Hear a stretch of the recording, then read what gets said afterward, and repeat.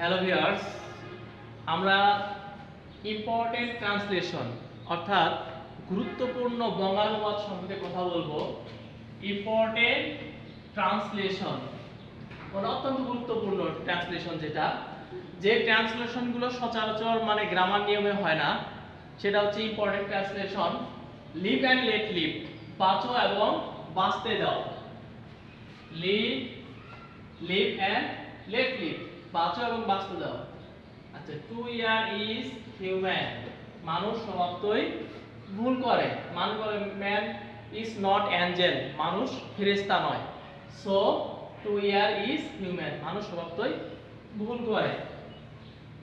এটা সাধারণত যে টেন্সের যে 12টা টেন্স আছে, তাদের যে স্ট্রাকচার আছে, সেই স্ট্রাকচারের মধ্যে কিন্তু নয়। ভেরি ভেরি ইম্পর্টেন্ট ট্রান্সলেশন এটা।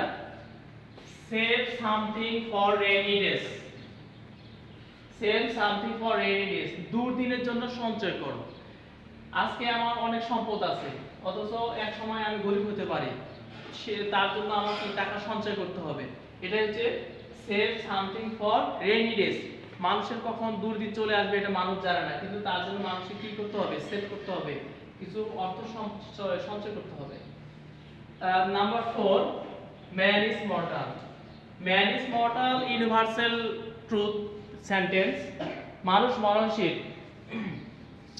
সো আজকে আমরা জানতে পারলাম ইম্পর্টেন্ট ট্রান্সলেশনে লিভ অ্যান্ড লেট লিভ, বাঁচো এবং বাঁচতে দাও।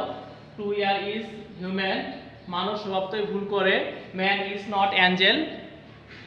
Save something for rainy days, দুর্দিনের জন্য সঞ্চয় করো। আর ইউনিভার্সাল সেন্টেন্স হচ্ছে ম্যান ইজ মর্টাল, মানুষ মরণশীল। Okay, thank you.